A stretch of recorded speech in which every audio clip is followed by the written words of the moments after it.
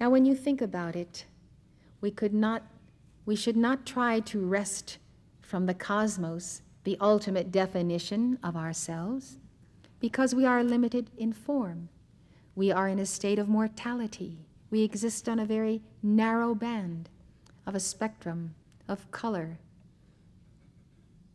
And so, when we think about who we are and we say, I am the Tao and the Tao is me, we recognize we don't understand this completely, but verbalizing it and contemplating it and meditating upon that point of light, we know that day by day we are assimilating more of what we know we are, but will not see the fullness and the likeness of until we are actually ascended in the light and free.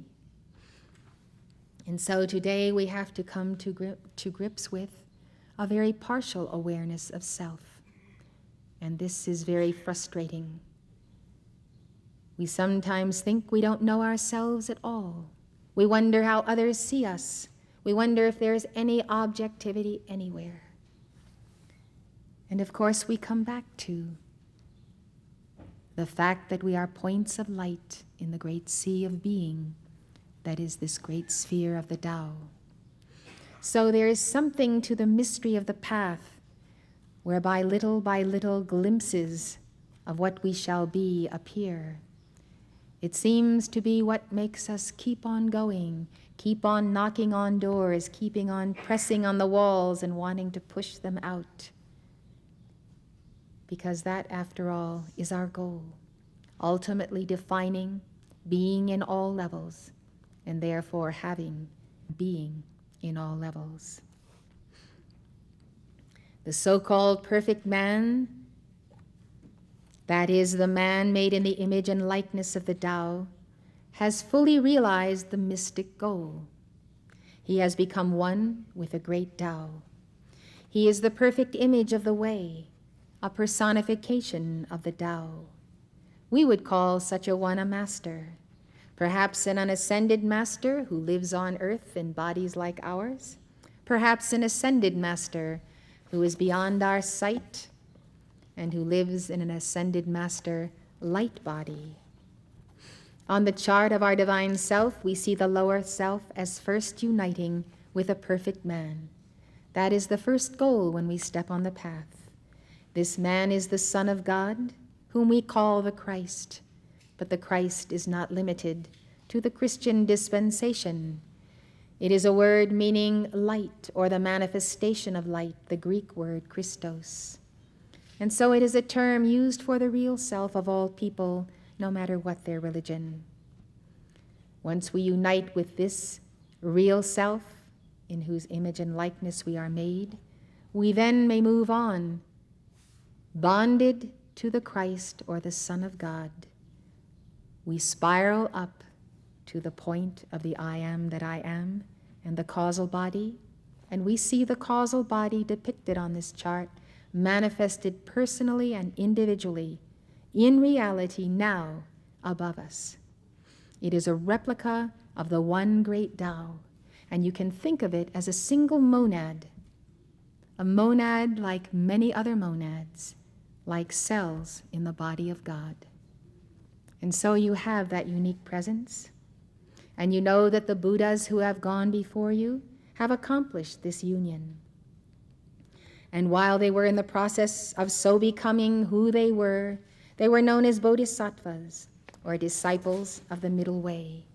The middle way is the way of your real self, your Christ self. And so that is the place of the bodhisattva or the disciple on the path. The disciple on the path is in the process of merging with his real self, or he has already become one with the real self. Today, our role models for this path are the ascended and unascended masters. We know them today as we knew them in their past embodiments. For each past life is a step on the ladder, bringing us closer to the fusion of our consciousness with the great Tao through the perfect man. The perfect man, then, is the mediator, the Tiferet of the Kabbalah, the midpoint in the great tree of life. the nexus in the hourglass and in the figure-8 pattern. All energies flow from the great Tao through the nexus of this person of the sun, pass through us and ascend again.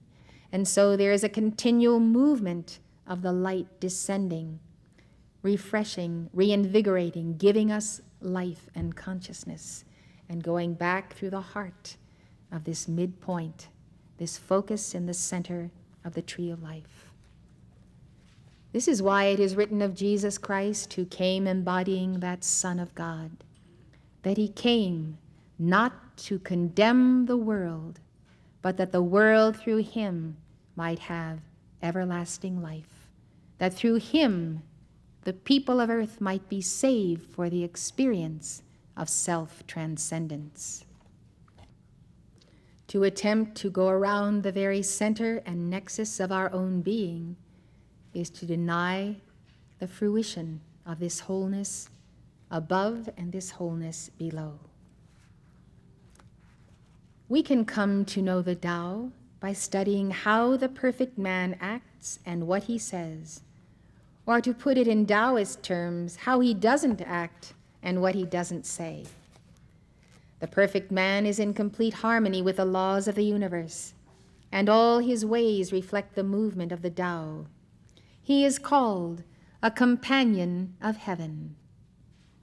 Don't you feel that that describes you?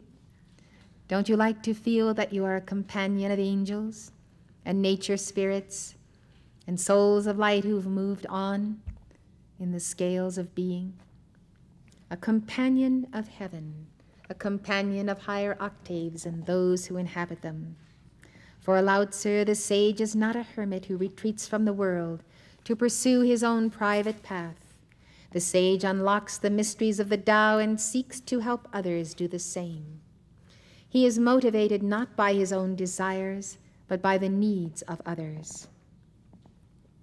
He knows precisely what each person needs and acts to fulfill that need. Because the sage has this quality, I submit to you that the sage is the embodiment of the great Tao as mother. The great mother knows what each of her children needs.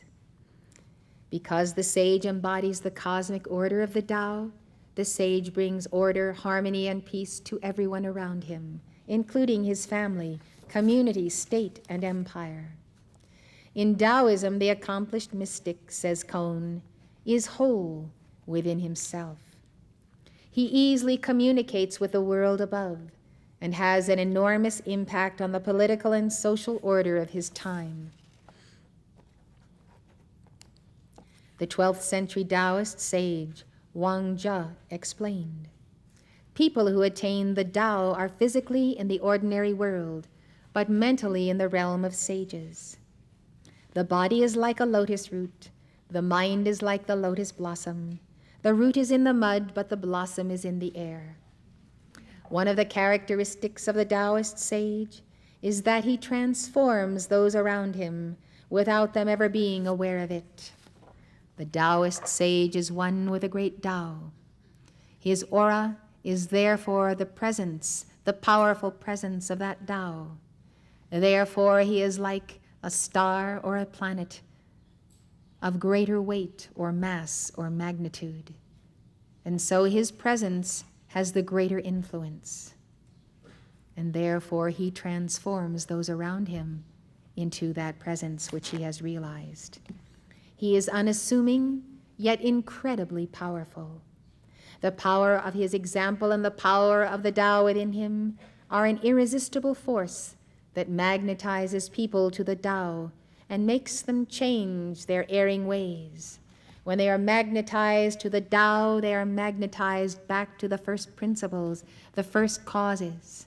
They can let go of, they are demagnetized of all that is the misuse, the mismanifestation of those perfect patterns.